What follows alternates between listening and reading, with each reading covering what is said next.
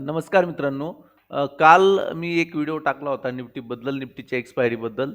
तर ज्या लोकांनी व्हिडिओ पाहिला नसेल, तर त्यांनी व्हिडिओ पाहून त्याच्यावरती चार्टवरती जायचं पुन्हा आणि चार्टवरती जाऊन तुम्ही तो व्हिडिओ पाहू शकता, की त्याच्यामध्ये आपण नक्की कशाप्रकारे लेव्हल पाहिल्या होत्या, कशाप्रकारे आपण त्याच्यामध्ये कोणकोणत्या गोष्टी अॅनलाईज केल्या होत्या. तर यानुसार तुम्हाला त्या गोष्टी पाहायच्या आहेत. तर काही लोकांनी त्याच्यामध्ये ट्रेड केलाय, तर त्यांच्याही प्रतिक्रिया त्यांनी दिलेल्या आहेत. त्यानंतर जर पाहिलं तर ट्रेडही झालेले आहेत.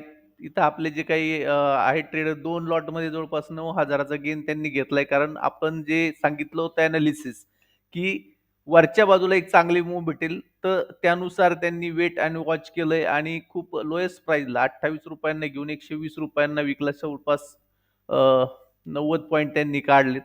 तर या प्रकारे तुम्ही एनालिसिस करायला शिकलं पाहिजे. जर तुम्ही इंडेक्समध्ये काम करता, तर इंडेक्समध्ये कसं एनालिसिस करतो आपण, तर त्यानुसार आपल्याला काय करायचं असतं, आदल्या दिवशी एनालिसिस करून उद्या काय होऊ शकतं याचा एक अंदाज बांधायचा असतो.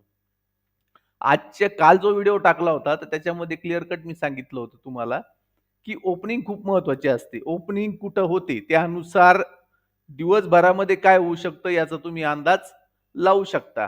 तर त्याच्याकरता आपल्याकडे काय पाहिजे, तीनही सिनारिओ आपल्याकडं तयार पाहिजे, की कोणत्या प्राइस बँडमध्ये इंडेक्स ओपन होतो आणि त्यानंतर त्याच्यामध्ये काय मूव्हमेंट होऊ शकते, यासाठी आपल्याला तयार असावं लागतं.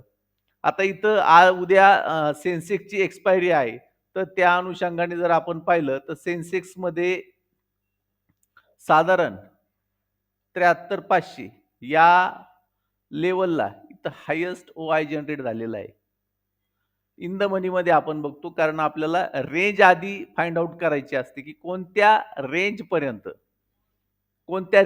आपल्याला त्याला ट्रॅक करायचंय. तर याच्याकरता आपल्याला काय करायचं असतं, ती रेंज आपल्याला माहीत पाहिजे, की किती रेंज असायला पाहिजे. त्याच्यानंतर इथं जर बघितलं, तर इथं 73,000 ला एक काय आहे कॉल साइडला हायेस्ट ओपन इंटरेस्ट जनरेट झालेला आहे आणि त्याच्यावरती जर बघितलं तुम्ही, तर इथं 72,800 याला काय झालेलं आहे, हायेस्ट ओआय जनरेट झालेला आहे. इन द मनीमध्ये आता हे बघा आपण काय केलं इकडं, इकडं पण इन द मनीमध्ये बघितलंय आणि इकडं पण काय केलं, इन द मनीमध्येच पाहत आहोत. तर मग ह्या गोष्टी तुमच्या लक्षात यायला पाहिजे, की आपण कोणत्या एरियामध्ये बघतोय. त्यानंतर रेझिस्टन्स एरिया बघितला तर इथं 500 ला तुम्हाला रेझिस्टन्स दिसतोय कॉल साइडला. तर या प्रकारे तुम्हाला एनालिसिस करायचं असतं, की कोणत्या एरियामध्ये काय तयार होतंय, त्याच्यानुसार आपल्याला काय करायचं असतं, एनालिसिस करायचं असतं. बरोबर? ठीक आहे. तर याप्रमाणे तुम्हाला काय करायचंय, तुम्हाला ऑप्शन चेनवरून एनालिसिस करायचंय आदल्या दिवशी, की उद्या काय होऊ शकतं. त्याच्यानंतर एफ-आय-आय आणि डी-आय-आयचा डाटा जर बघितला, तर इथं तुमच्या लक्षात येईल 1400 कोटीचा सेल झालाय, 1800 कोटीचा बायिंग झाली. म्हणजे अजूनही काय आहे, पॉझिटिव्ह आहे. मार्केटमध्ये उद्या काय येऊ शकतं, पॉझिटिव्ह राहणार किंवा राहू शकतं. जर डेची कॅन्डल बघितली, तर डेच्या कॅन्डलमध्ये तुम्हाला क्लिअर कट सिनारिओ दिसतो, की इथं बायर्स ॲक्टिव्ह आहेत आणि बायर्स ॲक्टिव्ह असल्यामुळे इथं तुम्हाला काय होऊ शकतं, अजूनही कॉल साइडला चांगला गेन मिळू शकतो.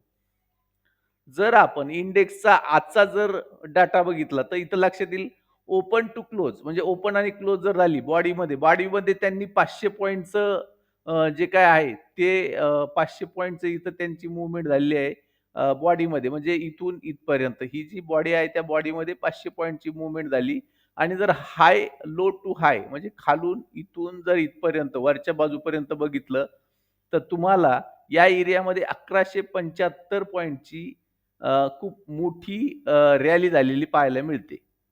बरोबर? तर यानुसार तुम्हाला प्रत्येक गोष्ट ॲनलाईज करावी लागते. आता आपण चार्टवरती जर बघितलं, तर तुम्हाला मी सांगितलंय, की ओपनिंग खूप महत्त्वाची असते आणि त्यानुसार इथं मी क्लिअर कट लिहून दिलंय तुम्हाला, की माझ्याकडे जो काही डाटा आहे किंवा माझं जे ॲनालिसिस आहे त्यानुसार 73,480 तर 73,540 हा रेझिस्टन्स असणार आहे.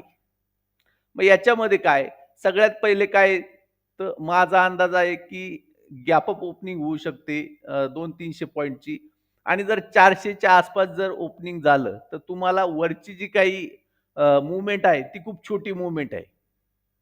सेन्सेक्सचा जर विचार केला, तर वरची जी काही मूव्हमेंट आहे ती खूप छोटी आहे आणि मग त्याच्यामुळे इथं काय होऊ शकतं तुम्हाला खालच्या बाजूला किंवा सेन्सेक्समध्ये तुम्हाला पुट साइडला एक चांगली मूव्हमेंट याच्यामध्ये पाहायला मिळू शकते. आता झाला सिनारिओ 1 झाला. सिनारिओ 2 मध्ये काय जर फ्लॅट ओपनिंग झाली या रेंजमध्ये 73,000 ते 73,200 या रेंजमध्ये जर ओपन झालं, तर एकदा ते खाली जाणार आणि खाली जाऊन मग पुन्हा आपल्या रेझिस्टन्सकडे जाणार 73,480 ते 73,540 याप्रमाणे इथं काय होणार प्राइस ॲक्शन बनणार. आणि आपला जो तिसरा सिनारिओ असतो, की समजा गॅप डाउन ओपन झालं तर काय? तर गॅप डाउन जर ओपन झालं म्हणजे किती? 73,000 च्या खाली जर सेन्सेक्स ओपन झाला, तर या केसमध्ये तुम्हाला इथं लेव्हल दिल्या बघा. 72,680, 72,780, 72,880 आणि 72,980 या 4 लेव्हल आहे. या एरियामध्ये जिथून कुठून सपोर्ट घेऊन तिथून तो पहिले कुठपर्यंत जाणार 73,280 आणि तिथून पुन्हा एक प्राइस ॲक्शन बनून 980 वरून तो इथपर्यंत जाऊ शकतो. तर याप्रमाणे तुम्हाला काय असतं, की ओपनिंग कुठं होऊ शकते याचा एक अंदाज बांधायचा असतो आणि त्यानुसार तुम्हाला काय करायचं असतं, काम करायचं असतं. आता याच्या व्यतिरिक्त काय असते एक गोष्ट, तर लाईव्ह मार्केटमध्ये आता हे जे आपण एनालिसिस करतो, हे कशावरून करतो? तर आणि रेझिस्टन्स, सपोर्ट आणि रेझिस्टन्स याच्या आधारे हे एनालिसिस करतो. त्याच्याबरोबर आपण काय केलं, जे काही ऑप्शन चेनचा डाटा आहे, त्याच्यावरून आपण काय केलंय, हे सगळं एनालिसिस केलं, की उद्या मार्केटमध्ये काय होऊ शकतं. ठीक आहे. आता लाईव्ह मार्केटमध्ये काय होतं, हा जो ऑप्शन चेनचा डाटा असतो, हा चेंज होत असतो. म्हणजे खालीवर याच्यामध्ये पोझिशनमध्ये चेंज होतात. मग तुम्हाला काय करायचं असतं, मार्केट ओपन झाल्यानंतर हा डाटा सुद्धा पाहत राहावा लागतो, की याच्यामध्ये चेंजेस काय-काय झाले. ठीक आहे. तर ज्या लोकांना समजा माहीत नसेल, तर त्या लोकांनी परत मला मेसेज करू शकता, की कशाप्रकारे काय याच्यामध्ये एनालिसिस आपण करू शकतो किंवा कसं आपण हे समजून घेऊ शकतो. तर व्हिडिओ तुम्हाला आवडला, लाईक करा, तुमच्या कमेंट टाका, तुमचे काही सजेशन असतील ते टाका. तर माझ्या परीने मी मॅक्सिमम तुम्हाला जेवढा काही सपोर्ट करता येईल किंवा जी काही माहिती टाकता येईल, ती माहिती मी याच्यावरती टाकत असतो. ठीक आहे. जर व्हिडिओ आवडला तर लाईक करा, शेअर करा, सबस्क्राईब करा. थँक यू अँड जय हिंद.